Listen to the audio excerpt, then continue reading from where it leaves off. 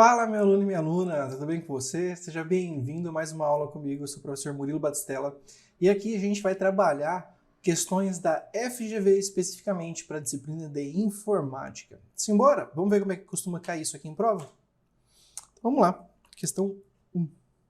Usando o Windows 10, João selecionou um trecho abrangendo algumas linhas e colunas de uma planilha do Excel 2010 e copiou a seleção com as teclas Ctrl+C. Em seguida, abriu um novo documento do Word e o colou com as teclas Ctrl e V. Assinale a opção que mostra o efeito dessas operações no documento do Word. Então, presta atenção que ele copiou, né?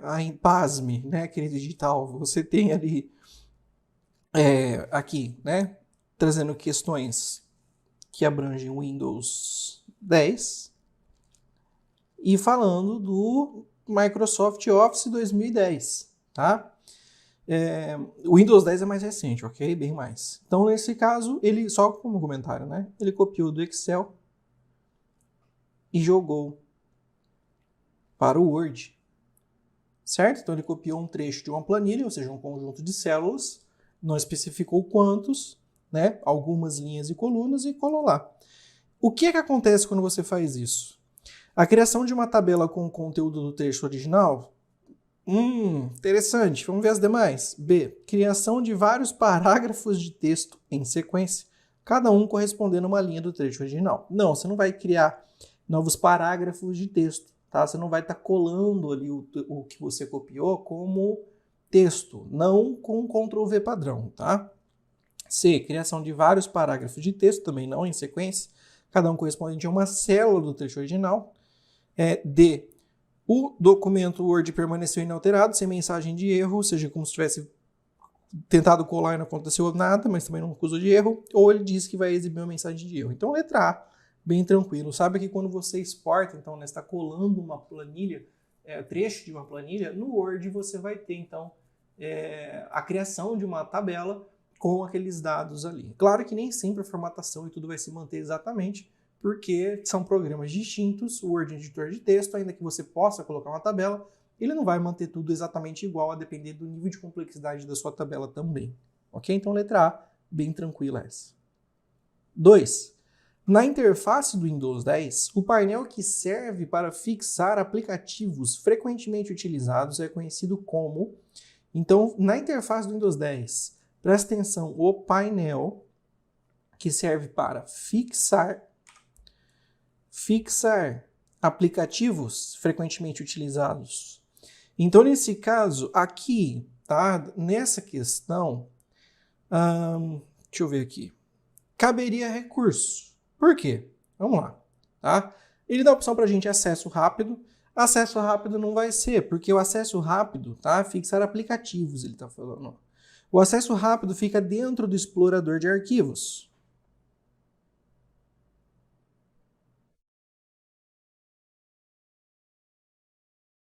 E ele funciona como se fossem os favoritos ali, tá? Com pastas, as bibliotecas, tá? Então, acesso rápido ali, ele não tem essa função de fixar aplicativos, mas pastas, e configurando ele, você consegue deixar arquivos também. Área de trabalho remota, não, você não vai estar conectando a outro dispositivo remotamente. Barra de tarefas é a resposta aqui, ó, que chama mais atenção. Então, a gente faz um asterisco aqui nela. Tá? A barra de tarefas, onde você tem ali aberto, né, fica na parte inferior da tela por padrão, você pode configurar também, onde você tem o menu iniciar, você vai ter ali as ferramentas, né, fixados ali na barra de tarefas, você tem por padrão, né, vem o explorador de arquivos, vem o visão de tarefas, então você também tem como fixar outros aplicativos e outras coisas, certo? Né, vem ali o Store, né, depende da edição também, não sei como é que isso vai ser futuramente. E Cortana é uma assistente virtual, então está fora, e menu iniciar. O ponto interessante é que você pode fixar aplicativos no menu iniciar. Ele vai aparecer mais ao lado direito ali do menu iniciar, no lado onde ficam os ícones ali dinâmicos, tá? Onde você tem ali os blocos dinâmicos, você tem como fixar aplicativos ali. Então, é uma questão problemática, tá? Porque não deixa de ser frequentemente utilizado, caso você queira, já deixar ali para facilitar a tua vida. Então você realmente vai fixá-los também. Então poderiam ser essas duas alternativas. Poderia ser a letra E e poderia ser a letra C. Mas, como a gente vai naquela que eu sempre digo, né? Vai fazer a mais certa ou a menos errada, sempre, sem sombra de dúvida, o que chama mais atenção aqui é a barra de tarefas. Isso que é algo normal que se espera que tenha. Então, nós marcaríamos a letra C e, de fato, foi esse o gabarito que a banca deu. 3. O aplicativo que permite copiar trechos do que está sendo exibido na tela de um computador e gravar a imagem num arquivo ou colar a imagem num documento é conhecido como... Então, presta atenção, ó.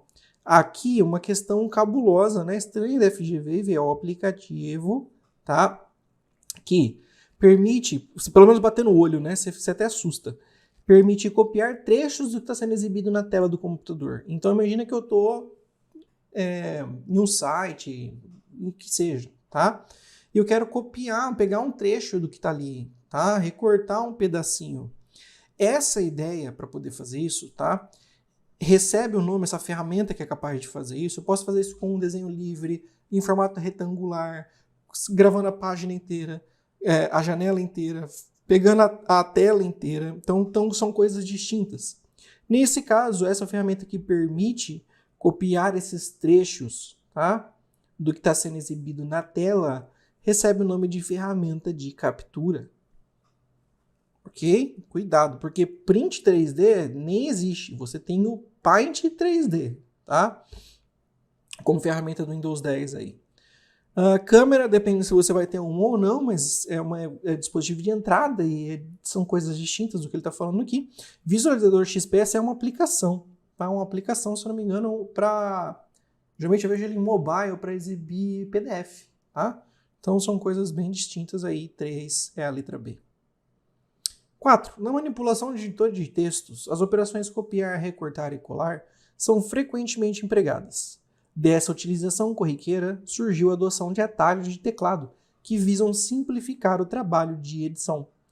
Assinale os atalhos de teclado do Windows, que correspondem na ordem apresentada às 3 operações mencionadas: copiar, recortar e colar. Então essa aqui bem fácil mesmo. Copiar, Ctrl C, de copiar, copy, tá aqui, ó. Colar vai ser Ctrl V. E recortar é Ctrl mais X. Se você tiver dificuldade, pensa no X ali, ó, como uma tesoura, tá? Ó, você põe o dedinho ali da tesoura, tá? Aqui, ó. Pensa numa tesourinha. Beleza? Se você quiser assim, se for ficar mais fácil para você guardar. Então, Ctrl C, Ctrl X e Ctrl V. Ctrl C, então tchau para vocês. Ctrl R e Ctrl V no final. Isso aqui já foi embora. Então, letra B. 5. No ambiente Windows, os programas responsáveis pela comunicação entre o sistema operacional e o hardware conectado ao computador, tais como impressoras, mouses, placas de vídeo e rede, são conhecidos pelo termo. Essa aqui é uma bem básica que vocês não podem esquecer na hora da prova, pelo amor de Deus, tá? Então a gente está falando de um software responsáveis pela comunicação entre o sistema operacional e o hardware, tá? Quando a gente está estudando o sistema operacional, que a gente fala que o sistema operacional ele é responsável por criar uma interface entre o usuário e a máquina, ou seja, vou colocar aqui, ó, interface entre o usuário e a máquina e gerenciar o hardware, certo? Você tem aqui o hardware no nível mais baixo. Aqui em cima tem você como usuário. O sistema operacional é aqui, ó, nesse miolo, tá? Então ele cria uma interface para interpretar suas vontades e aqui aparece aquele termo que é o kernel ou o núcleo do sistema operacional. E é aqui onde ficam localizados também, não somente, Mas uma das coisas que ficam aqui é o bendito do quê? Dos drivers. Esses drivers são os programas, então, que controlam o hardware, que recebe o nome de drive. Lembra disso, tá? Então, drive é o hardware, drivers diz respeito aos programas que cuidam dele, que gerenciam eles. Então, letra A. Threads tem a ver com o núcleo do processador, tá? Tem a ver com os núcleos ali, se tem hyperthreading ou não, que aí ele interpreta como mais de um núcleo. Então, threading tem a ver com o tipo de processamento ali, tá? Tem a ver com os núcleos do processador. E só do que dá para dizer aqui, tá? Serviços, registro e processos são outras coisas distintas também. 6. Utilizando seu notebook Windows 10, Gabriel notou que o computador ficou excessivamente lento e está tentando identificar a razão dessa lentidão. O recurso do Windows, que é adequado para que Gabriel possa identificar, dentre os programas e processos ativos no seu sistema, o consumo de recursos como memória, disco, rede e outros é denominado. Então, a questão bacana da FGV, tá? Ele está pedindo um recurso aqui do Windows, tá? Para identificar entre os programas e processos ativos, programas e processos ativos, consumo de recursos. Então, quem é capaz de fazer isso, tá? Nesses programas e processos ativos, entenda isso aqui como tarefas. Então, eu estou vendo quais tarefas estão consumindo, quanto, né, que cada tarefa está consumindo do processador, do disco, entenda disco de armazenamento, HD, SSD, tá? Rede, tá aqui, e processamento que ele não citou, essa memória que está aparecendo aqui, é a memória RAM, tá? Então, toda vez que vocês visualizarem memória desse jeito, a memória física, memória principal, é tudo equivalente à memória RAM, tá? Então, RAM, só aparecer assim, memória, tá? Memória principal. Tudo isso, memória física.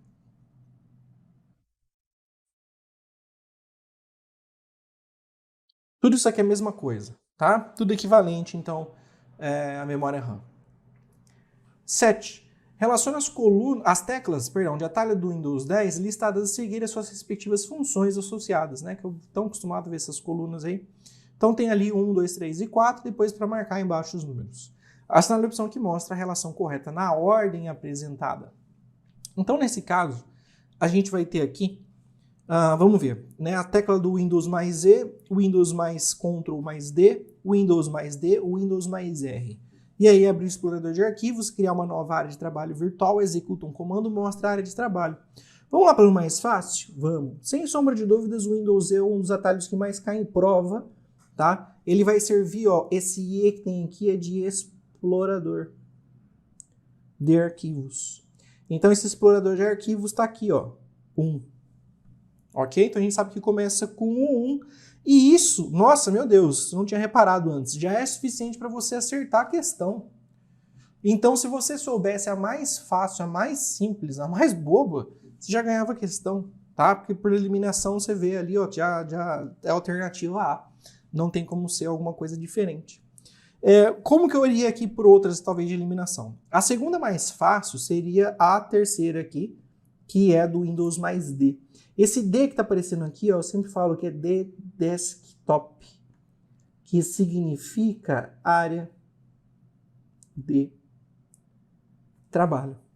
Então, nesse caso, o Windows D sempre vai servir para exibir ou ocultar a área de trabalho. Então, eu sei que aqui tem que ser 3, ok? Esse último não ajudaria muito, né? Se a gente tivesse só sabendo ela, veja que aqui a gente só ia conseguir eliminar 2 alternativas, né?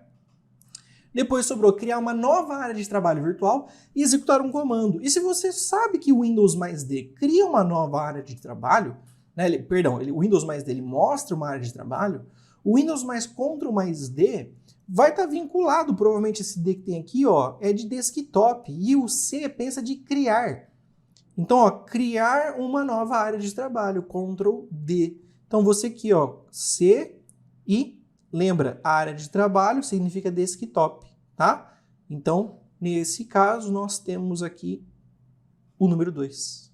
E por fim, a tecla do Windows mais R vem de executar. O R aqui, ó, tá? Vem de executar. E você tem, ou de run, se você preferir, tá? Você tem aí, então, para executar algum arquivo.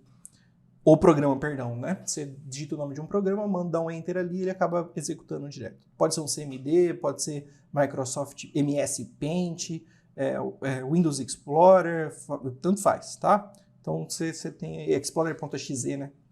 Então tem várias coisas aí para você fazer ali, tá? Rodando de comandos. 8. Para excluir um arquivo previamente selecionado no Windows Explorer, o Windows Explorer, quando trazer desse jeito, entenda que é o explorador de arquivos, tá? Windows Explorer ou, mais atual, File Explorer, ou em português, explorador de arquivos. Então, ó, para excluir um arquivo previamente selecionado no Windows aqui Explorer, tá? Sem enviá-lo para a lixeira. Então, ele não quer, ó, ele quer excluir, mas sem enviar para a lixeira. Então, a lixeira está aqui. Ok? Tá aqui a lixeira. E você não quer jogar esse arquivo na lixeira. Você quer excluir ele permanentemente, sem passar pela lixeira, tá? Então eu vou desenhar aqui assim, ó, limbo.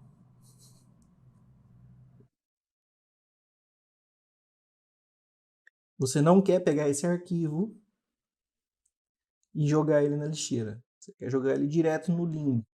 Então, para fazer isso, você vai ter que se utilizar do qual atalho? Esse é o ponto, tá? Você vai utilizar aqui Alt Delete, Ctrl Alt Delete, né? Ctrl Alt Del famoso. Se você já ouviu falar tanto Ctrl Alt Del, você sabe que ele não vai excluir o arquivo assim, né? Ele vai exibir aquela tela para você, que era o antigo, era o clássico deu pânico, aperta Ctrl Alt Del, para você sair da conta do usuário, reiniciar o computador, bloquear a conta, trocar de usuário, abrir gerenciador de tarefa e por aí vai, né? Ctrl Delete, Ctrl Shift Delete ou Shift Delete. Nesse caso, pensa que eu estou tentando aqui, ó, passar por cima da lixeira, não é? Então eu preciso fazer o quê, ó? Jogar mais alto. Não é? Eu preciso jogar mais alto, porque se eu não jogar, ele vai bater aqui na lixeira e vai cair, tá? Pensa que essa lixeira tem uma tabela aqui, ó, quase uma cesta de basquete, tá? Bem pequenininha. Então nesse caso, ó, eu preciso jogar mais alto. E lembre-se que a tecla que geralmente está vinculada com essa seta para cima, justamente porque ela geralmente vai mostrar, quando você segura ela e aperta a tecla, ela imprime, ela mostra ali na tela o que está acima da tecla, né? No teclado BNT, por exemplo, ou qualquer outro teclado que você tenha. Você vai utilizar então aqui o Shift mais Del, ok? Então, letra E é a resposta correta. 9. Pedro verificou o status de rede de computador em que estava trabalhando. No Windows 10, a seguinte tela foi apresentada. Status de rede, o símbolo do computador, um negócio ali no meio e um outro negocinho à direita, tá? Parece um globo ali, certo? Você tem as linhas dos trópicos e os meridianos. Então vamos lá. Você está conectado à internet. Sobre o computador de Pedro, é correto afirmar que está no modo avião? Não, o modo avião realmente mostra o símbolo de um aviãozinho. Então essa é bem fácil, hoje em dia todo mundo com smartphone vê o símbolozinho do avião, não tem nada a ver neste caso. Há uma conexão Bluetooth? Não, porque o símbolo do Bluetooth é diferente. Tá? O Bluetooth tem aquele símbolo de uma runazinha, então não tem nada a ver com este símbolo também, ok? Se fosse o símbolo do Bluetooth, né? Você tem, deixa eu ver se eu consigo desenhar aqui. Você teria um negócio assim, ó.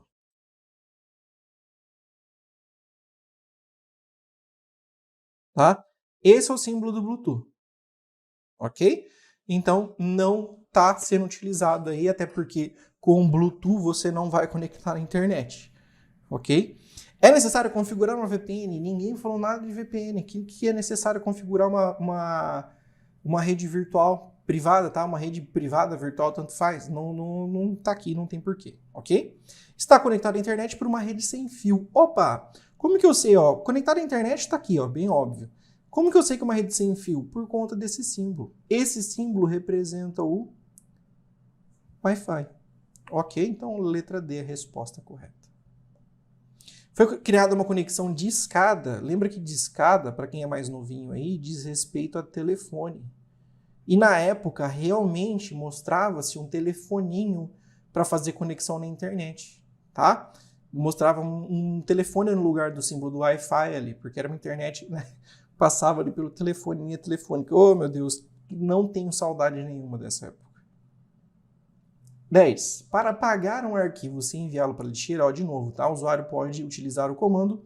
Então a gente tem aí mesma pegada, tá? Acho que veio o arquivo, veio exatamente igual. Não, veja que ela é levemente diferente. A FGV, só até assustei, né? A FGV fez duas questões extremamente parecidas, tá? Então veja que eu fiz uma seleção aqui dos tópicos, tá? De maneira bem distribuída e então eu acabei pegando aqui o que costuma aparecer, né? Para apagar então esse arquivo sem enviar para a lixeira, a gente já viu, é Shift Delete. Lembra que eu tenho que atravessar, tenho que jogar acima ali, né? Passar por cima da lixeira para cair no limbo, ou seja, ser excluído permanentemente. Então, Shift Delete. 11. Selecione da lista a seguir o único nome de arquivo inválido no Windows 10. Então, você precisa relembrar dos caracteres que são proibidos, tá? Quais são os caracteres proibidos do Windows?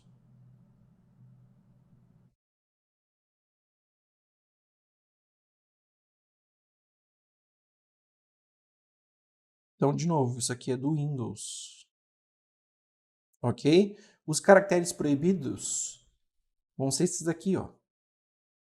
Barra invertida, barra normal, barra na vertical, sinal de maior, sinal de menor, asterisco, aspas duplas, interrogação, 2 pontos.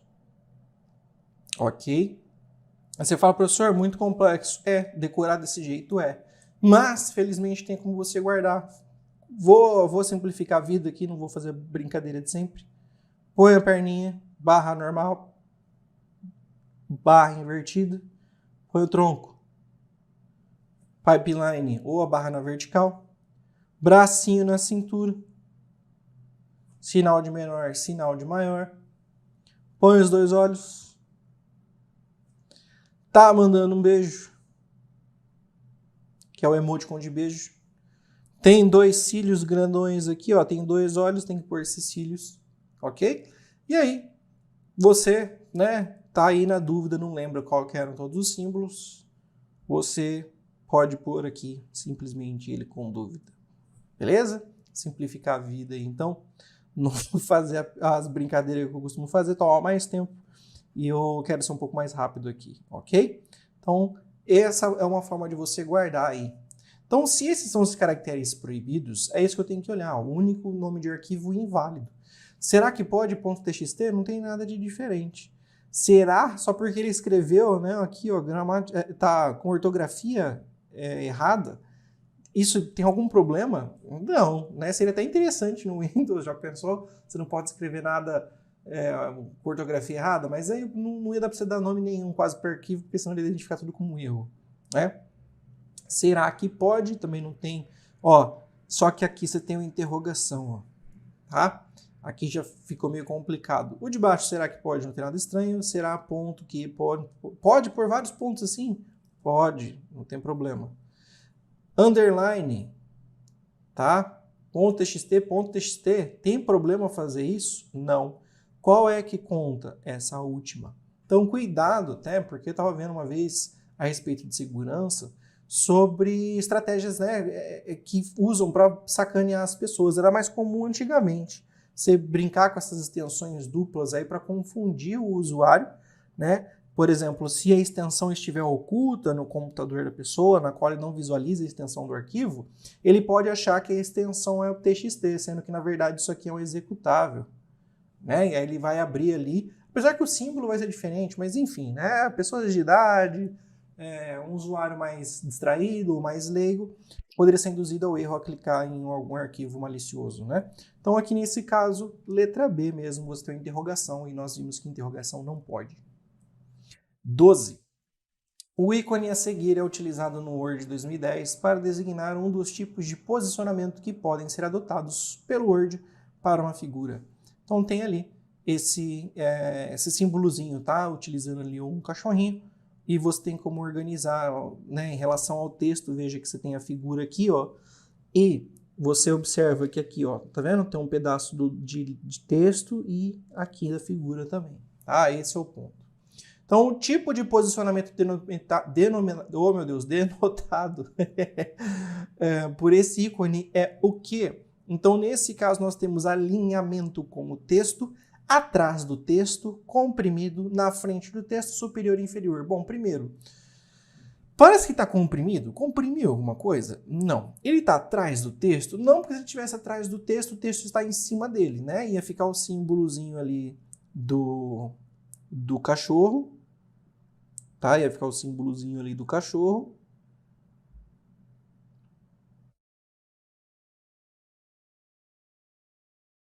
E o texto ia ficar todo aqui em cima, né? Isso seria atrás do texto. Então também não faz nada a ver. Na frente do texto também não, porque senão o cachorro ia estar simplesmente tampando o texto, tá? Superior e inferior também não. Então, em alinhamento com o texto, simplesmente essa aqui, tá? Por eliminação lógica dá para chegar nessa. 13. No Word 2010, versão português brasileira, um atalho de teclado gera o mesmo resultado que pressionar esse ícone que ele colocou aí pra gente. E uma tecla de função tem por significado salvar como. Então, tecla de função, por favor, é os F da vida. F de função, de function, F1, F2, F3, tá? E por aí vai. Então, tecla de função é isso, caso você não sabia. Então, ele quer saber qual é o atalho de teclado para colocar no alinhado ao centro, tá? Ou centralizado. Alinhado ao centro. Então, para colocar alinhado ao centro ou centralizado, se utiliza o Ctrl E. Então, tchau para essas duas aqui, tá? E para salvar como, você vai utilizar o F12, ok? Então, você tem aqui letra B, é decoreba, não tem para onde correr, é decoreba. F12 é igual a salvar como, beleza? Então, essa é a resposta da 13. 14. No Word 2010 para o Windows, o acionamento dos ícones que tem aí possuem, respectivamente, os seguintes significados. Então, o que fazem esses ícones aí, tá? Que fica ali na página inicial, ok? No grupo ali de fontes, né, para você mexer. Você vai criar um novo documento? Não. Esse N que tem não é de new, de novo documento, não, tá? Esse N é de uma formatação que vai servir para aplicar negrito. Ok? Então, sabendo isso que é o mais fácil, a gente já eliminaria essas duas, certo? Então, depois sobra a C, a D, a E com aplicar negrito ao texto selecionado. Agora, o que é que faz essa segunda? Cuidado, porque ela tem uma letra A aqui e uma setinha, se você observar aqui, ó. Tem uma setinha aqui do lado, tá? Como se fosse assim, ó, a letra A e uma setinha para cima. Essa setinha para cima está indicando justamente a ideia de você aumentar o tamanho da fonte. E aí, geralmente, você tem uma do lado, né, menor, com uma setinha para baixo, diminuir o tamanho da fonte. Então, nesse caso, como é um vazão maior com uma seta para cima, então é óbvio que ela vai fazer o quê? Aumentar o tamanho da fonte. Com isso, nós temos a letra D, que é a resposta correta. 15. Uma operação corriqueira em editores de texto é o duplo clique, quando o cursor do mouse encontra-se sobre uma palavra. No Word 2010, esse procedimento tem como efeito, então aqui, questões do Word, de você dar um clique, 2, 3, né? O que é que acontece quando você dá esses cliques? Aqui é bem interessante, porque nem sempre, né, as pessoas vão lembrar que acontece. E confundir ainda mais com o writer quando ele aparece no edital, né? Então vamos lá. No caso do Word, que é o que está aqui na questão,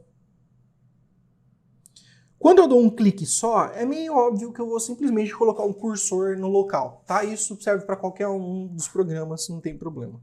Agora, quando eu dou 2 cliques, tá? Número de cliques.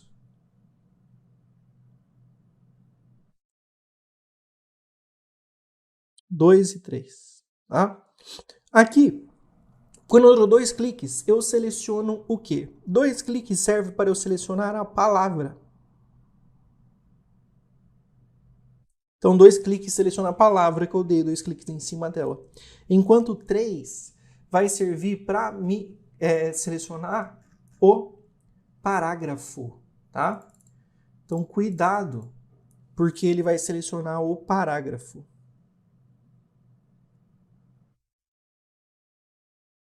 Agora, no Writer, isso é diferente, que é o editor de textos lá do LibreOffice, ok? Só comparação aí, caso apareça na prova, você saber diferenciar a respeito de número de cliques. 2, 3 e 4. 2 vai me selecionar a palavra também. 3 vai me selecionar a linha. E 4 vai selecionar o parágrafo. Então você tem essa diferença entre os programas. São comportamentos distintos aí. Então vamos ver, dentre as alternativas, o incremento para maior no tamanho da fonte? Não. Verificação ortográfica de palavra clicada? Não. Seleção da palavra clicada? Sim. Ok? Então essa é a resposta correta. 16. Um usuário do Microsoft Word 2010 rodando no Windows 7. É um D aqui. Windows 7. Ligou para o suporte da empresa em que trabalha com a seguinte questão: estou escrevendo uma carta para a nossa filial na Espanha e gostaria de inserir no texto um ponto de interrogação invertido, mas não o encontro no teclado. Então, para resolver o problema do usuário, tá? Aquele interrogação invertido, ok? Para resolver o problema do usuário, o técnico de suporte sugeriu algumas ações, mantendo o numlock ativado, tá? Que é do teclado numérico. Isso aqui, ó, numlock é do teclado numérico, que você tem geralmente mais à direita do teclado, não são todos que possuem, tá? Não são todos os teclados que vão ter. Então tem muito teclado aí de notebook, principalmente que para encurtar o tamanho, né? Você não tem esse numpad ao lado. Então, com o numlock ativado, digita Alt 0191, tá? Que é o valor Unicode, é uma tabela de valores que a gente tem, ok? No Unicode aí, hoje em dia utilizado para codificação de caracteres. Você tem isso aí, tá? Que é uma sugestão que ele está fazendo, mas, meu Deus, decorar isso aqui é sacanagem. Você tem usar o mapa de caracteres do Windows para inserir o caractere desejado. Então, no mapa de caracteres do Windows, se eu abrir lá na ferramentas acessórias, tá? Ou dentro do próprio Word mesmo, que você tem isso aqui, eu vou achar ele? Vai, porque lá tem todos os símbolos utilizados. Então, sim, essa aqui é mais fácil, você teria que saber que a 2 está correta. Adicionar a terceira, né? Adicionar o idioma de entrada espanhol e usar um teclado virtual quando for necessário inserir caracteres de outro idioma. Daria para fazer isso? Daria. Afinal de contas, ele vai gerar um teclado virtual no idioma que você selecionou, tá? Porque, obviamente, se o teclado físico na sua frente, que é a BNT, não vai magicamente se converter para outro. Então, seria válido essa terceira? Seria. Bizarro, né?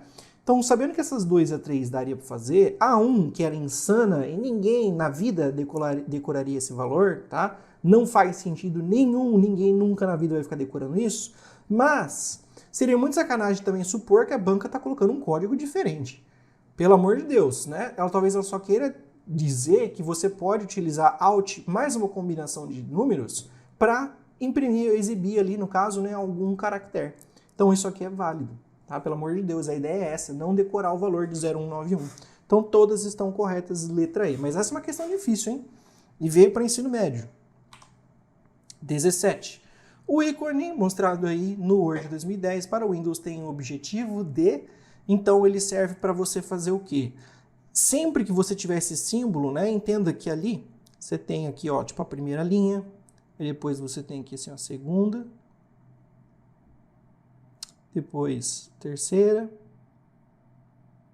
mais uma aqui, depois ela volta para cá, ó. Tá? Era para estar no mesmo nível aqui, ó. Vamos ver uma linha imaginária aqui. Então eu estou aumentando com essa seta que ele coloca aqui, ó. O quê? Eu estou aumentando o recuo de algumas linhas que ele está selecionando aqui, né? Ou parágrafos. Então isso aqui serve para mudar, aumentar o nível de recuo. Eu estou aumentando o recuo.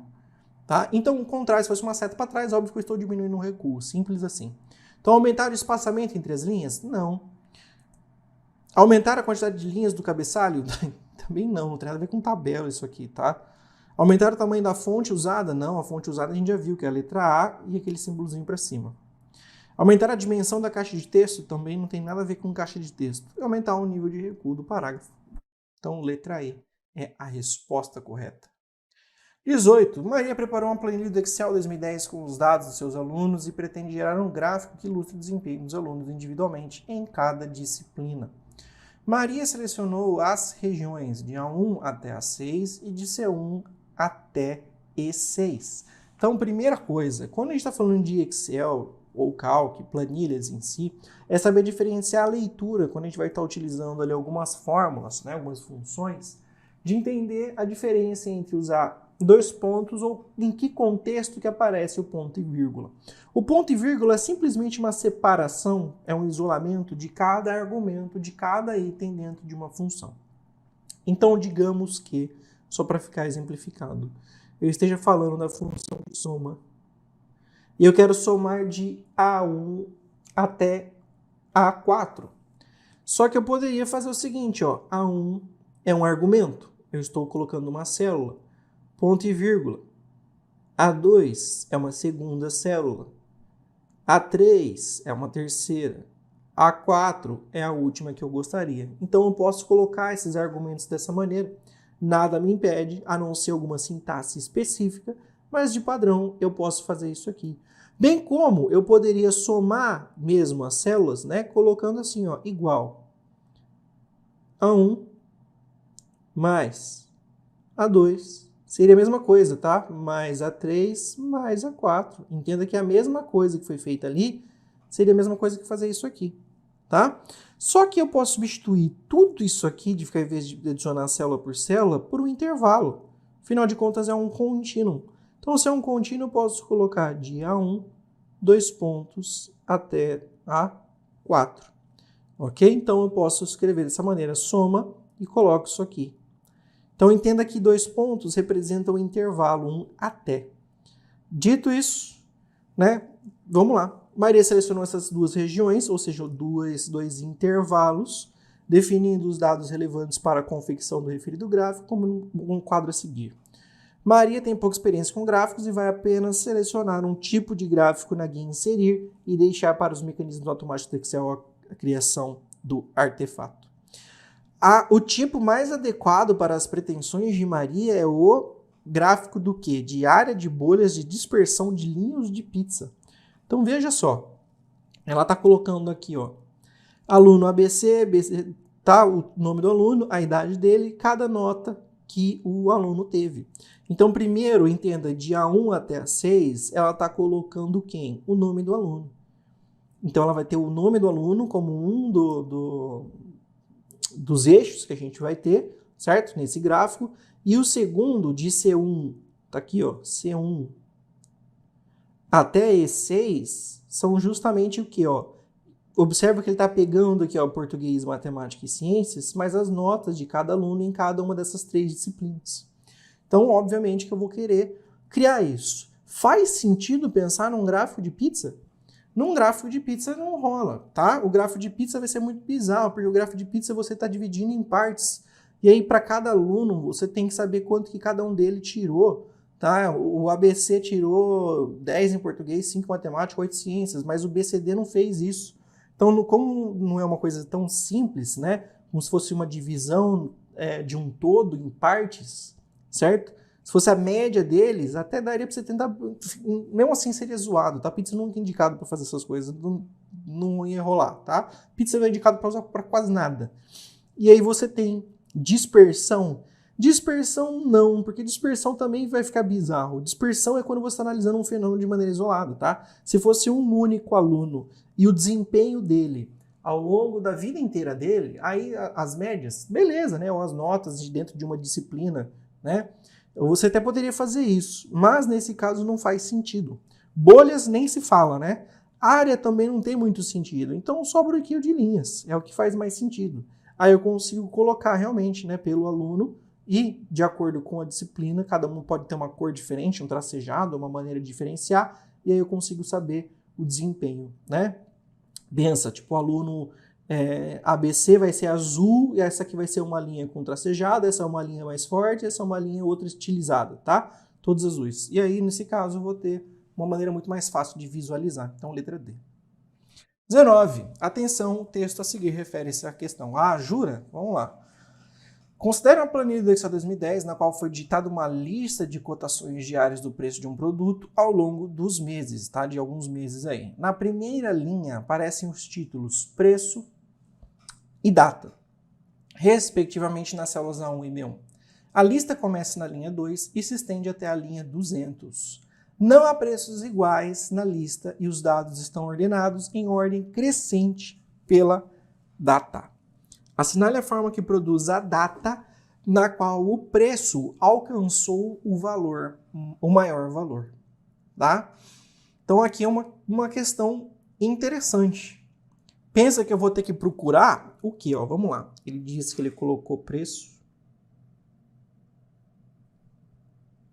e data, respectivamente, né? Coluna A, aqui, coluna B, 1, 2 e por aí vai, certo? Até a linha 200.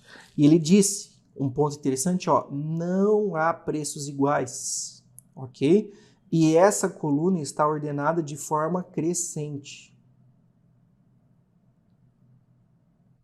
Beleza.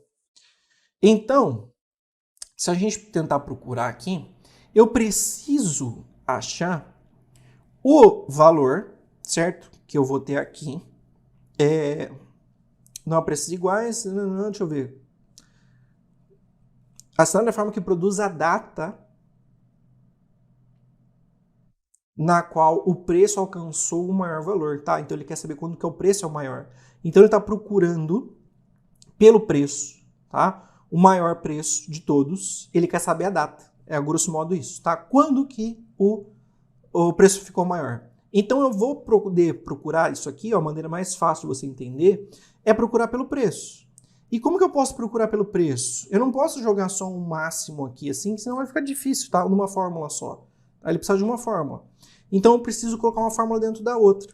Para isso, eu vou ter que utilizar o PROC-V de procurar na vertical. Por que na vertical? Porque pensa que eu estou passando o meu dedo procurando nas linhas, ó, correndo o dedo na vertical. Eu vou estar correndo aqui, ó, é esse aqui, é esse aqui, é esse aqui, é esse, até chegar na 200.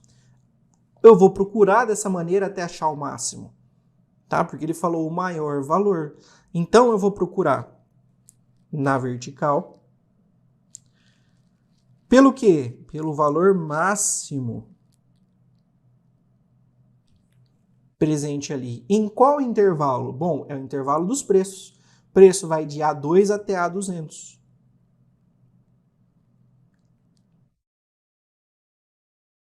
Ok?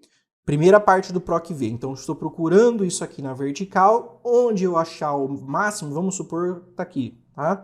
Quando eu achar esse máximo, aí eu corro o dedo na horizontal. É sempre o contrário, certo? Se fosse um PROC-H, eu procuraria na horizontal. Quando eu achasse um determinado valor, aí eu corro o dedo na vertical. É sempre o contrário. Então, nesse caso, eu estou correndo o dedo na vertical, depois eu vou para a horizontal para achar justamente a data que isso aconteceu. Então, agora eu coloco o intervalo aqui da data. Então, eu vou ter nessa questão o intervalo que vai de A2, né? Aqui, ó, vou ter que colocar a minha matriz, tá? minha matriz toda aqui, ó, de A2 até B200. E hoje estou procurando o quê? Está na coluna 2, ó. Essa é minha matriz. Minha matriz possui duas colunas. O que eu quero como resposta está na coluna 1 ou está na coluna 2? Está na coluna 2. Eu quero a data. Então eu ponho 2. Ok? Essa é a ideia. E a banca mesmo esqueceu, está faltando um parênteses, tá? Se eu só deixar desse jeito aqui, não vai rolar. Eu preciso colocar um outro parênteses. Maravilha? Que eu preciso fechar, ó. Abri 1, 2. Ah, não, tá certo. Fechei 1, fechei 2. Tá? Então tá certo aqui, eu que estou viajando. Então a gente simplesmente deixa isso aqui. Nesse caso, ó, top não existe. E aí realmente teria que saber, não tem como eliminar só pela sintaxe. Aí a gente vê que a letra E é a resposta correta. 20. A imagem a seguir foi obtida no Excel 2010, versão em português. Então tem ali, tá? Essa imagem com os valores 10, 5, 6 e Excel na primeira linha, né? E na terceira tem uma fórmula. Se o usuário pressionar Enter, o conteúdo dessa célula 3 será. Então tem ali C é uma condicional. Como é que funciona essa função? C, e eu vou descrever uma condição. Se essa condição for verdadeira, vai ser uma coisa, se ela for falsa, será outra. E eu separo isso por ponto e vírgula, essas estruturas, tá? A sintaxe dela é assim. Então, qual é a condição dela? Se a condição for erros, tá? Essa é, ó, onde que eu acho isso? Procura o ponto e vírgula. Procura o ponto e vírgula. Aqui, ó. Ó, ponto e vírgula. Ponto e vírgula.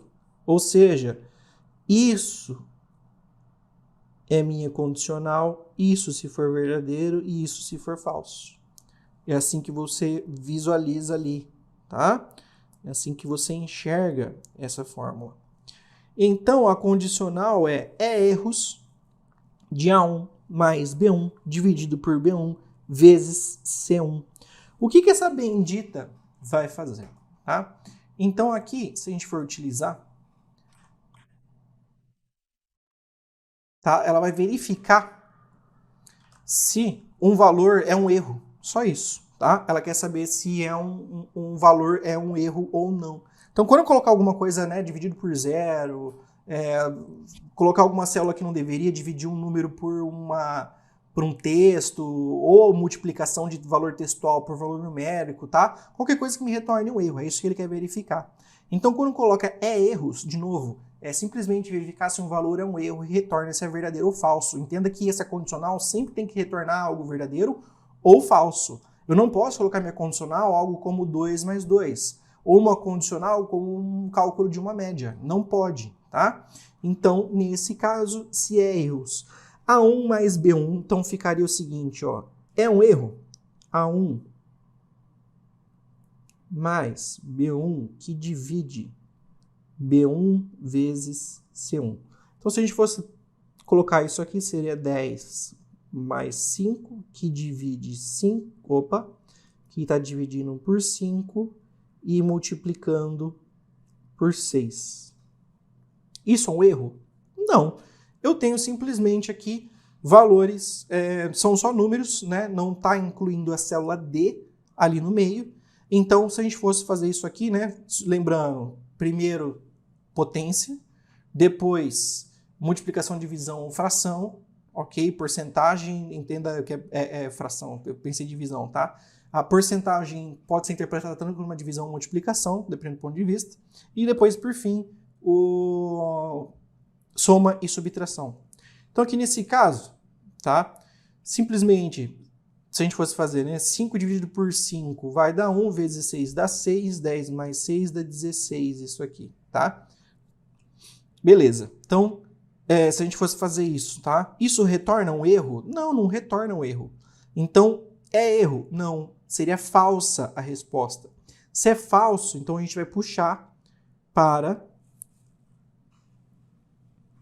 o que está ali no F, que é a mesma fórmula que está ali atrás. A1 mais B1 dividido por B1 vezes C1, tá? Então, quando a gente analisa isso aqui, nós temos 16 como resposta, tá? Porque é a mesma fórmula que a gente acabou de resolver aqui. Então, é 16. Esse erro que está aqui, ó, é o erro que acontece quando uma divisão por zero, tá? 21. A planilha a seguir foi criada no Excel 2010. Na planilha foram realizados os procedimentos listados a seguir. O valor mostrado em D9, tá? Essa imagem está ali embaixo, é o resultado da multiplicação de B9 por G7, usando o conceito de referência absoluta. Referência absoluta, tem que lembrar que é aquela que possui, né? Quando a gente está falando das referências das células. A gente vai estar falando, se a gente vai estar aprendendo, né? Quando eu copio uma célula com uma fórmula para outra, né? Você vai estar adaptando se é uma célula relativa ou não. E como é que funciona isso? Eu vou estar utilizando o símbolo de cifrão. Então tem as referências mistas, quando eu prendo só a coluna ou a linha, tá? Mas não as duas, e referência absoluta, quando eu prendo tudo. Por exemplo, tá? Eu poderia colocar assim, ó, entendam? A1, eu estou somente prendendo a linha, tá? O cifrão é o que antecede. Assim também é válido, eu estou segurando a coluna. Ou eu poderia colocar 2 cifrões aqui, tá? Antecedendo um do outro, ok? Então, prenderia tanto a coluna quanto a linha. Essa é a ideia de referência absoluta, tá? É essa daqui que a gente está aprendendo tudo. Então, a expressão inserida em D9 foi copiada para as células D10, D11, D12 e D13, ok? Então, ele copiou aqui, ó, na coluna D para baixo. Em G10, foi inserida a expressão soma de D9, ó, ponto e vírgula, entendam, e D13. E em G13 foi inserida uma expressão usando a função maior, que determina o maior número entre todos os valores mostrados na célula D9, D10, D11, D12 e D13. Nessas condições, a expressão inserida em D11, o valor mostrado em G10 e a expressão inserida em G13 são respectivamente.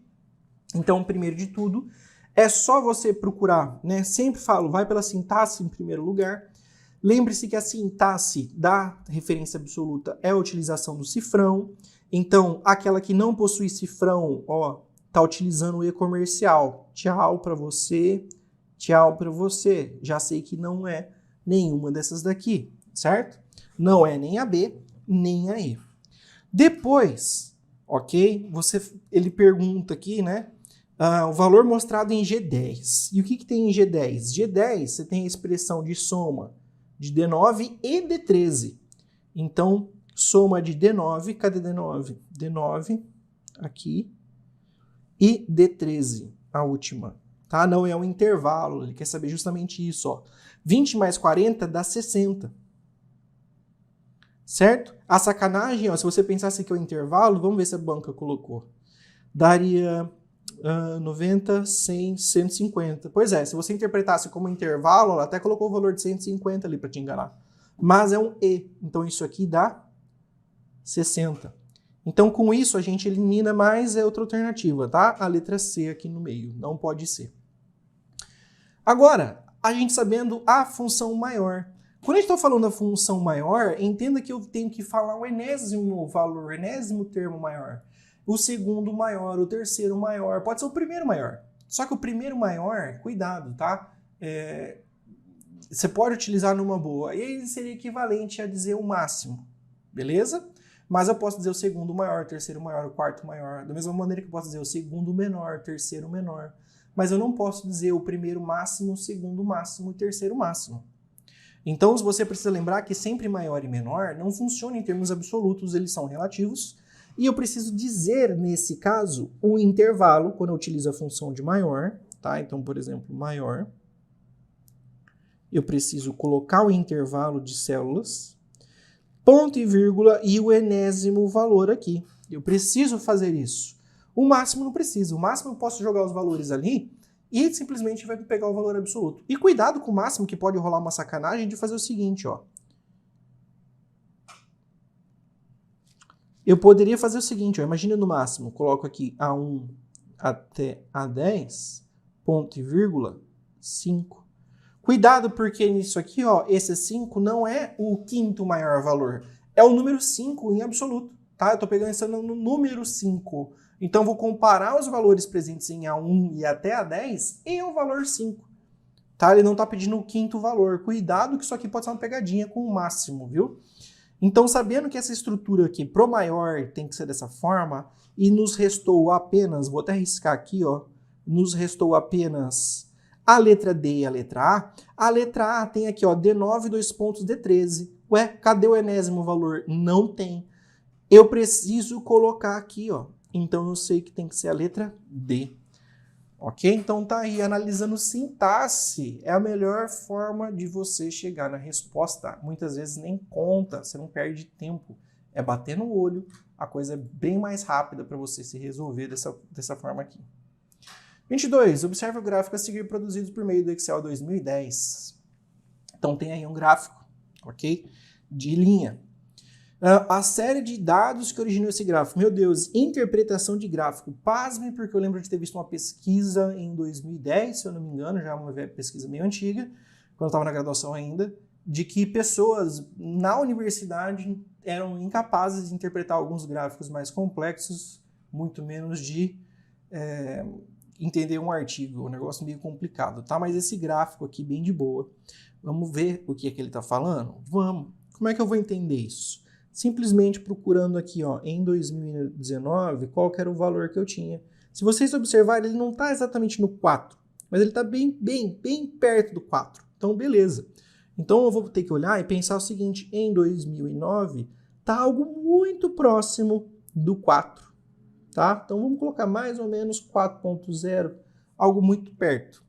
Depois, em 2010, você analisando aqui, ó, você observa o quê? Um pico que vem até mais ou menos na metade, você concorda? Então seria mais ou menos, ó, 2010, mais ou menos 6,5. Depois, 2011. Mais ou menos o quê? 2011 está muito próximo do 6, então mais ou menos 6, bem perto do 6.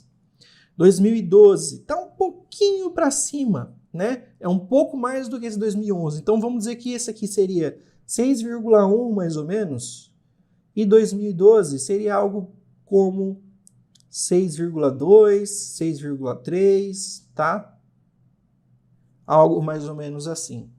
2015. Você tem ali um valor mais baixo. Não está exatamente no meio. Então, diriam 5,6, mais ou menos, algo assim. Em 2014, cuidado, porque ele fez 2009, 2010, 2011, 2012, 2015 e depois 2014, tá? Então, 2014 vem embaixo ainda, que não coube aqui. E 2014, tá? Era 2013 ali, né? Eu achei que era sacanagem. Não, agora que eu tô vendo as alternativas, é 2013. Aquele pra mim tá parecendo um 15. Tá? 2013 e 14 eu achei que era pegadinha, tá? Então, deixa eu apagar aqui. 2013. E aí, 2014, eu tenho ali um valor um pouco para cima dos 6, quase mais ou menos a mesma coisa que estava aqui no 2012. Então, mais ou menos 6,2. Tem algum aqui, ó, que bate isso? Bom, eu posso descartar o B, porque está colocando 6. Tá? O resto é tudo 4.1, então a gente viu ali que está realmente um pouco para cima do 4, então tá ok. No 2010, 6,5, então todos 6,5 aqui, beleza. 2011, 6.1, ó, esse aqui jogou para 6,5 e esse aqui para 4,1. Então a gente já sabe que está avacalhado, esse aqui é o mais errado, primeiro então a gente descarta, tá? A gente já descartou esse aqui também. Tá, questão 22.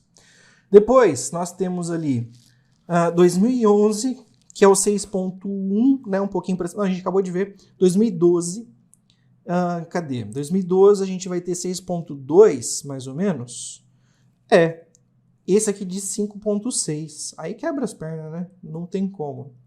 Depois, 2013, 5,6, mais ou menos. Todos eles 5,6, tá? E depois, 2014, mais ou menos 6,2. Então, dos que restaram, ó, a gente também tem aqui, ó, 5, esse valor que também não pode ser, tá? A gente descarta esses benditos aqui, ó. Então, 6,2. Sobrou para a gente só a letra A mesmo, não tem para onde correr, tá? Então a gente já foi eliminando aí bem de boa. Só interpretar, não tem muito para onde correr. Observe a planilha a seguir, criada no Excel 2010 para o Windows. Na planilha foram realizados os procedimentos listados a seguir. Então foi inserida uma expressão em D6, tá? Usa o conceito de referência absoluta. Perdão. Referência absoluta, aquela que utiliza o cifrão, tá? Tanto para a coluna quanto para a linha. E multiplica o valor mostrado na célula C6 pelo valor de referência em E3. Então E3 é a referência absoluta, é a referência que vai ter. Então a gente coloca cifrão E, cifrão 3, ok? Essa é a ideia. Isso que vai multiplicar, então, pelo que está na célula C6, tá? Então a gente tem aqui a figura, ok? Essa é a ideia que a gente vai ter de valor de referência em, aqui, ó, tá? Em E3, ó, ok? Essa é a ideia. Depois, nós temos ali, ó, em seguida, essa expressão de D6, tá? Que é essa que a gente acabou de visualizar aqui em D6, que eu colocaria, ok? Foi copiada por meio do mouse para as células de D7, D8, D9 e D10. Ele pegou a alça de preenchimento, provavelmente arrastou para cá, para baixo. Para finalizar, foi inserida uma expressão em E10, essa daqui, ok? Que mostra a soma de todos os valores. Então, como é que eu vou saber isso? Simplesmente pensando na sintaxe em primeiro lugar. Referência absoluta é cifrão. Pega as questões que não tem cifrão e eliminam. Tchau para a letra B, tchau para a letra C, tchau para a letra D. Ok? Então aí ficou produto, realmente uma multiplicação entre E3 e C6, perfeito. E depois saber que a soma, eu estou fazendo a soma entre, né, aqui ó, soma de todos os valores contidos nas células de D6 e D10. Afinal de contas, para dar 20 mil é realmente a soma de todo mundo. Então é a soma de um intervalo. Intervalo de D6, dois pontos, D10, até. Ok? Então não tem nada desse E comercial aqui, isso está errado. Então sobra para a gente a letra A da questão 23.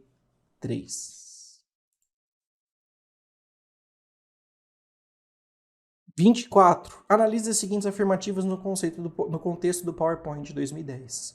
Arquivo com extensão PPT são abertos pelo PowerPoint diretamente no modo de edição. Diretamente no modo de edição. Correto? Cuidado, hein? Porque ele foi na maldade, ó, diretamente no modo para você pensar de apresentação. Ok? Aí seria outro. Apresentação seria PPS. Ok? Então, PPT edição.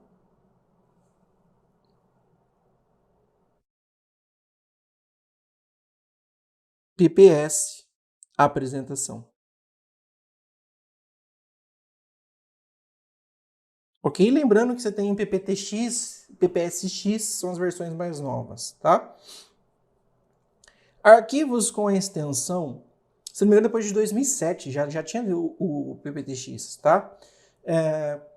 Arquivos com a extensão .pps são abertos pelo PowerPoint diretamente no modo de apresentação, foi o que eu acabei de dizer.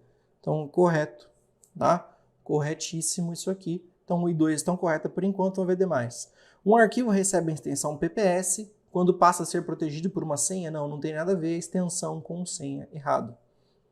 E um arquivo com a extensão PTT recebe a extensão PPS quando é compactado? Não, tá? Se for compactado, depende. .zip, .rar, tá? Não tem nada a ver, o PowerPoint está compactando com isso aqui, também não tem nada a ver, tá?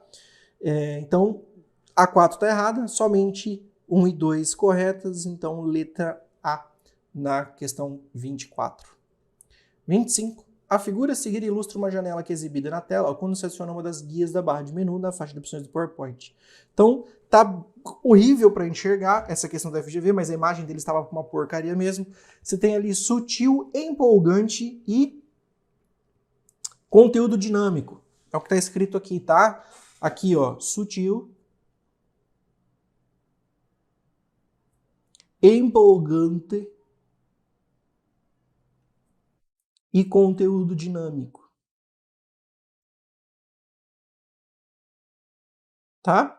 Então, o que seria isso de sutil, empolgante e conteúdo dinâmico? A janela mostra tipos de um recurso disponível no software conhecido como... Então, esse tipo de recurso diz respeito a quê? A animações, transições, design, clip art ou smart art. Então, a gente pode, com certeza, descartar design, clip art e smart art, porque nós estamos pensando aqui, ó, é algo sutil, empolgante, tá? Quando a gente está colocando, ó, se vai nenhuma, se vai simplesmente recortar, esmaecer, um empurrão, revelar, tá? Isso aqui que ele está colocando, tá? Transportado, roda gigante, girar, janela, órbita. Isso, tá? Que a imagem está meio ruim, mas, enfim, dá para observar que ele não está falando aí de itens, de objetos dentro do slide. Ele está falando algo entre os slides. Porque olha só a imagem que eu tenho do recortar. Ele está mostrando ali, ó, 2 slides, tá? E um atrás ali, ó. No esmaecer, ele está colocando um slide na frente e um outro bem fraquinho aqui, ó, sumindo, tá? Uma coisa meio etérea, assim, ó, sumindozinho, porque essa é a ideia de esmaecer. O empurrão, eu tenho 2 slides e um vindo de baixo, uma seta para cima. Então, como os símbolos são todos utilizando mais de um slide, né? Então, ele está falando aqui de algo entre slides. E entre slides é transições e não animações. Animações, eu falo de objetos dentro da apresentação. 26. Em um microcomputador com o sistema operacional Windows 8, tá? Para imprimir uma apresentação de slides, o PowerPoint 2010, esse é o foco da questão, oferece as possibilidades descritas a seguir. Por meio de um clique no ícone de impressão rápida, tá? Essa impressorinha aí, por meio da opção imprimir, existente em arquivo na barra de menus na faixa de opções, por meio da execução de um atalho de teclado, qual é o famoso e sempre é a mesma coisa, tá? O atalho de teclado aí. Esse atalho de teclado é o Ctrl P, para você imprimir, vem de print em inglês, tá? Pensa, printer é uma impressora, então Ctrl P de print, de imprimir, ok? Então o mesmo atalho desde sempre, nunca mudou e acredito que nunca irá mudar. 27. A figura apresenta uma janela mostrada no lado direito da tela do PowerPoint 2010, quando se aciona um ícone na faixa de opções com a guia Inserir selecionada na criação de uma apresentação de slides.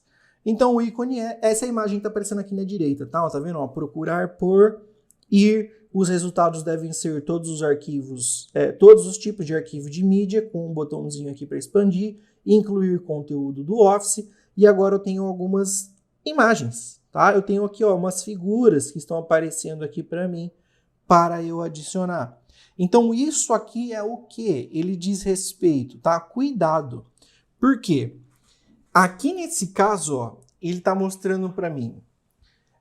O ícone para fazer isso é imagem, smart art, clip art, word art ou objeto. Cuidado porque não é imagem, tá? Quando você clica em imagem, você vai selecionar uma imagem local, uma imagem da internet, né, uma imagem da rede e tudo mais, mas não é dessa forma que é exibida. Nesse procurar por e mostrar todos os arquivos de mídia é algo interno do próprio programa.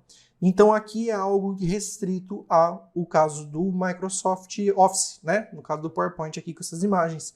Então isso confere a ele o que a gente chama de clip art, ok? Essa é a nossa resposta. Smart art é um negócio que vai ser bem diferente, é para montar esquemas, tá? E você vai ter ali formatos pré-definidos, como ciclos, esquemas hierárquicos, esquemas de pirâmide, né? Que você vai ter que não deixa de ser hierárquico, dependendo do ponto de vista. Então são outras coisas, ok? O word art já é bem bem explicativo, né? A própria figura. E o objeto é o mais complexo, que vai servir para você inserir um objeto existente na máquina, incluindo um outro arquivo ou uma outra coisa. Tá? Então eu posso inserir um outro arquivo, uma outra apresentação ali dentro, o que dificulta bastante. Nunca vi cair uma opção sobre objeto. Não que eu me lembre, pelo menos. 28. No PowerPoint 2010, o acionamento da tecla de função F5 tem por objetivo, essa é uma das coisas que mais caem quando a gente fala em PowerPoint, o F5 faz o quê? O F5 começa, o ponto é sempre, começa a apresentação do início ou começa do slide atual? E aí você precisa saber que nesse caso, o F5 sozinho começa a apresentação lá do início, tá? Então, F5 começa a apresentação do primeiro slide. Já o Shift mais F5, aí ele começa do slide atual.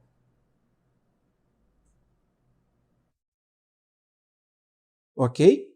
Então, essa diferença é as coisas que mais caem. Vamos ver. Formatar um gráfico? Não. Inserir uma tabela? Não. Realizar a apresentação a partir do primeiro slide? Está aqui a resposta. 28, letra C. 29. Observe as figuras a seguir no PowerPoint. Então, são essas três figuras. Ó. 1, 2, 3. Tá? Observa-se que, no que diz respeito à orientação, o slide foi configurado no formato indicado na figura 1. Então, tá aqui o slide, beleza, tranquilo, né? Na figura 2, a figura 2 ilustra a faixa de opções quando se clica em uma das guias da barra de menus mostrada na figura 3. Então, tá vendo aqui, ó, arquivo, página inicial, inserir, design, transições, animações, apresentação de slides, revisão e exibição, tá? Que depois virou exibir nas versões mais novas, tá? E aí eu tenho essas ferramentas aqui aparecendo para mim, beleza? Então, nessa parte aqui na figura 2, veja que eu tenho, ó, configuração da página, orientação do slide, temas, tá? Então, o que seria aqui no caso? Eu estou arrumando o que dos slides? Bom, primeiro de tudo, vamos pelo mais óbvio, esse formato que a gente tem aqui, tá? Sempre aquele que possui um comprimento maior na vertical, tá? Do que na horizontal, a gente tem que saber diferenciar. Esse é retrato, esse é paisagem. Ok? Então, onde tem paisagem, você já risca. Ok? Paisagem. Lembra do jeito que você tirava a foto antigamente? Tá com o celular deitado, bem mais bonitinho, né? Até vir no Instagram e mudar tudo. Então, aqui na 29, nós temos essa aqui, que seria, primeiro de tudo, o retrato. Depois, em qual dessas guias, certo? Qual das guias que a gente vai ter que vai exibir o que está aqui, ó, na figura 2? Então, isso, ó, tem aqui exibição, transições e design. Então, a gente já consegue saber que não vai rolar o transições. Por quê? Transições é um efeito entre a mudança de slides. Então, não vai ser configurar a página, orientação de slide, tema, tá? Vai estar aparecendo aquelas coisas que a gente já viu. Se você quer que apareça, que empurra, que puxa, que gira, sabe?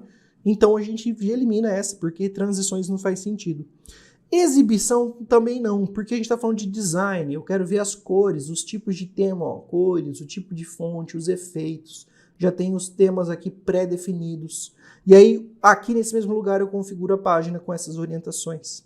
Então, a gente está falando de design. Então, a letra D é a resposta correta da questão 29. 30. Observa a figura a seguir criada por meio de um recurso existente no PowerPoint 2010 em um microcomputador com o sistema operacional Windows Vista instalado. Olha, né? Você começa a puxar Office 2010, é isso aqui que começa a aparecer, né? Maravilha. Eu acho um absurdo cobrarem Office 2010 hoje, mas vamos lá. Esse recurso é conhecido por... Temos Smart Art, Clip Art, Word Art, Draw Art e Power Art. Se a gente está falando aqui, né, recurso existente no PowerPoint, que seja, tá? Mas nós estamos falando de algo do Office em si. Desses, qual que você nunca ouviu falar? Power Art e Draw Art, tá? Ah, mas é PowerPoint, vai ser Power Art. Não, tá? A maldade é justamente porque é mais comum perguntarem isso dentro do Word. Aí você tem esses efeitos e você fala, é o Word Art, né? Então, se existe o Word Art dentro do Word, vai ter Power Art dentro do PowerPoint? Não, a ideia é essa, vai se manter como Word Art, porque é uma estilização aqui, ó, uma parte artística de uma palavra. Então, essa é a nossa resposta correta. Clip Art, a gente acabou de ver que era aquelas figuras, tá? Aqueles desenhos. Smart Art, como a gente viu também, é uma outra coisa, é um outro esquema que você vai ter, né? 31. O software PowerPoint 2010 tem por finalidade permitir a criação de apresentação de slides em formato PPTX. Interessante, tá vendo? Ó, 2010 já era PPTX. B. Imagens animadas para web em formato FLV? Não. Imagens animadas para web? Não. Filmes ilustrados para o YouTube? Não. Nossa, vou fazer filmes ilustrados no PowerPoint. Arquivos compactados no formato WAR? Não. Logomarcas vetoriais em formato INDD? Também não. Então, bem óbvio. Letra A, tá? Apresentação de slide, pelo amor de Deus. Quanto à orientação dos slides no PowerPoint 2010 for Windows, um usuário pode configurar o layout de uma apresentação definindo por meio da escolha de um entre dois modos. Quais são esses modos? A gente viu ali antes, tá? De pé é retrato, deitadinha é paisagem. Então, letra C é o gabarito correto. Beleza? 33. Observe as figuras 1, que mostra diversas opções para o fundo de slides, e a figura 2, que exibe a barra de menus na faixa de opções quando se utiliza o PowerPoint 2010 instalado em um computador com sistema operacional Windows. As opções mostradas na figura 1 aparecem na faixa de opções do software quando se aciona a seguinte guia na barra de menus da figura 2. Então, mais uma vez, ó, isso aqui, ó, tá? Tipos de fonte, tá vendo? Ó, são fontes distintas. É só observar que essa daqui tem serifa, por exemplo, tá? Que é esse pezinho aqui no A, ó. As outras não tem, ok? Aí então você tem aqui, ó, claro que é tudo cinza, mas você consegue perceber que é uma escala de cor diferente, até mesmo aqui, ó, o design, tá vendo? Ó, cortado ao meio, tá? Então isso aqui eu estou falando, bom, acabei de dizer, né? Aqui então eu estou falando do design, a aparência dos slides. Então aqui a gente tem design na questão 33, letra A. 34.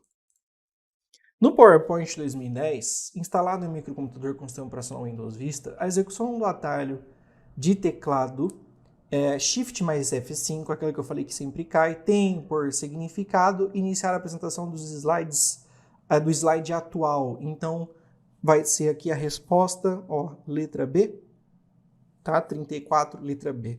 Veja que a A, ó, a partir do primeiro slide, esse é só o F5 sozinho, tá? 35. A respeito do PowerPoint, analise as afirmativas a seguir. É possível salvar a apresentação como apresentação de slides? 2. Bom, primeiro, né? É possível salvar a apresentação como apresentação de slides? Sim. Tá? O nome genérico que vai ter ali. Ok. Com apresentação de slides, acho que é a extensão que ele está falando. Né? Você salva como PPS. Tá. Para iniciar a apresentação, basta pressionar a qualquer momento a tecla F5.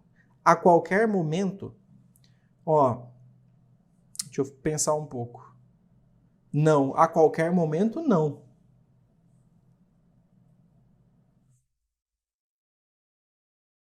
Depende de onde você está ali dentro. Dependendo de onde você está, o F5 você não vai conseguir fazer isso, não vai funcionar. Mas essa é uma questão bem ruim. Tá? Mas não é a qualquer momento. E a 3, é possível imprimir mais de slide por página? Sim, só configurar bonitinho na hora de imprimir, tem como fazer isso. Então, pelo menos o E3 é bem tranquilo que estejam corretos. Então, a gente ficaria pelo menos entre essas duas aqui, ó. 1 e 3 e todas as afirmativas corretas. Mas essa aqui realmente, para iniciar a apresentação, é só pressionar em qualquer momento, tá? A tecla F5. Então, a letra D é a resposta correta. 36. A respeito da internet, associe os termos listados a seguir às respectivas definições. 1. Endereço de IP, 2. Servidor DNS, 3. Cookie. Então, pequeno arquivo salvo no computador. Falou isso, eu não preciso nem ir pro resto. Pequeno arquivo salvo no computador é um cookie. Acabou. Tá? Pequeno arquivo salvo no computador que armazena as preferências e outras informações usadas na página de web visitadas. Tá aqui, tá? Então, é a definição mais padrão que tem, pareceu essas palavras mágicas, né? Pequeno arquivo salvo no computador, preferência, cookie. Rótulo numérico atribuído a cada dispositivo conectado em uma rede de computadores que utiliza o protocolo de internet protocolo, tá? Para comunicação. Então, IP. Responsável por converter solicitações de nomes, de endereços do protocolo de internet. IP em nome. Nome, vulgo domínio, em IP e vice-versa. Então, o protocolo responsável por fazer isso é, né, DNS, Domains Name System, sistemas de nome de domínio. Então, nós temos aqui, obviamente, só sobrou 2, tá? 312, letra E, na 36. 37. A troca de dados entre sistemas computacionais é normalmente realizada por meio de arquivos que seguem padrões de formato e organização. Desse modo, diferentes agentes com diferentes equipamentos podem enviar e receber dados estruturados muito facilmente. Nesse contexto, analisa um trecho do conteúdo de um dado arquivo a seguir. Então tem aqui, ó, nota para Rita de Bernardo, título e o texto. Isso aqui é um tipo de dados que a gente diz que é semi-estruturado, se a gente for ser mais específico, tá?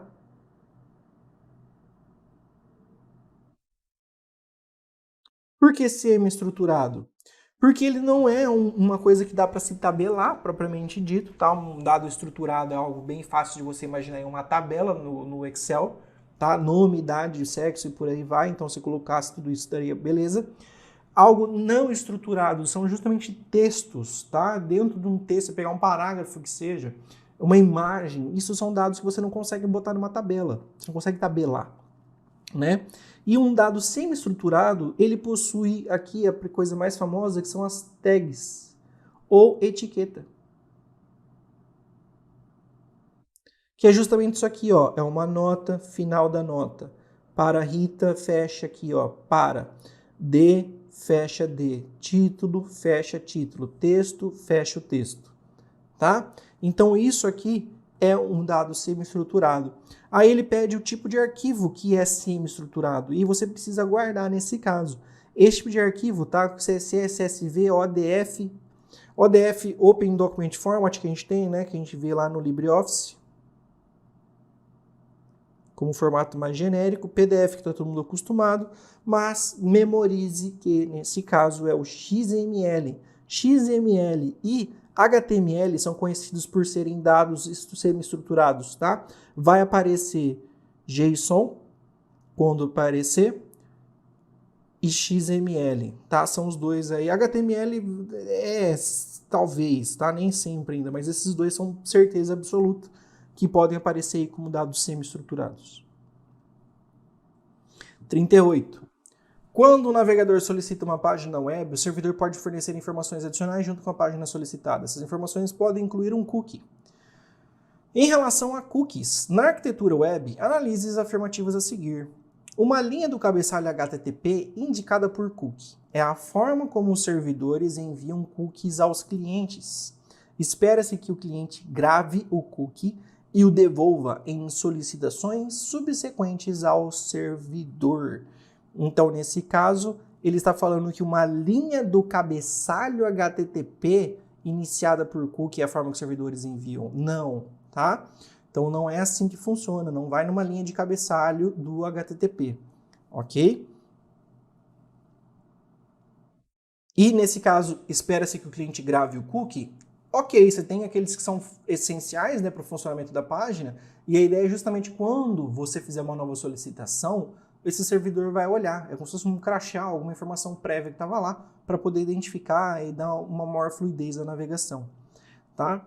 2. Para remover um cookie do disco rígido do cliente, basta o servidor enviá-lo novamente com uma data de expiração vencida.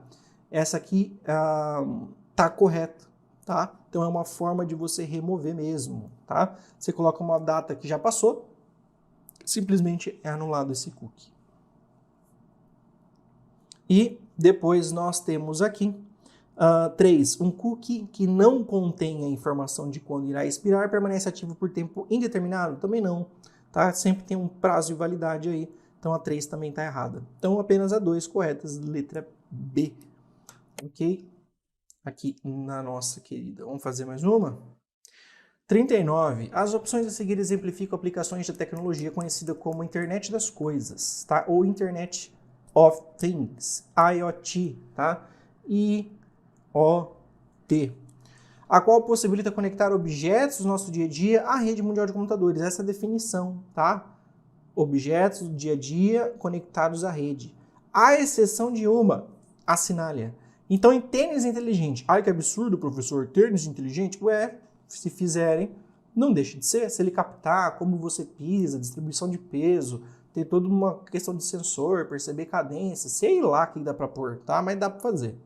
Então, beleza, tênis inteligente. CD portátil. Um famoso toca-disco ali que você tem, tá? Um toca-CDzinho antigaço, tá? Pensa que não é nem daqueles MP3, é um CD player portátil. Então isso aqui ó, não tem conexão na internet, não tem conexão à rede nenhuma. Então esse aqui é o mais estranho. Óculos conectados, ai que absurdo, professor, óculos conectados. Pois é, já tentaram várias vezes aí fazer aqueles óculos de realidade aumentada, mas um monte de coisa. Você tem como vincular com o seu aparelho, dá para vincular um monte de coisa. Então dá para fazer óculos inteligentes, óculos conectados, esse IoT. Então, como ele disse, conectados, você não briga com a banca, tá escrito conectados. Aqui tá escrito inteligente, tá? O refrigerador high-tech, um refrigerador que tem comando, dá para programar as coisas, ele identifica quando tá acabando o meu cerveja e quando tá acabando o leite, não sei o que, dá. Então, high-tech, válido. Smart TV, sem sombra de dúvida, esse aqui é o mais fácil de todos. Então, a letra B é a resposta correta, o único que não é. Beleza? Então, a gente vai ficar por aqui. Ok? Deu o tempo aqui do nosso evento. Eu espero que você tenha gostado, que você tenha aprendido alguma coisa aí nova, ou várias, né? Ou revisado conteúdos aí e aprender adicionando um pouco mais, né? Com foco em como a FGV cobra esse tipo de conteúdo. Beleza? Então, até uma próxima.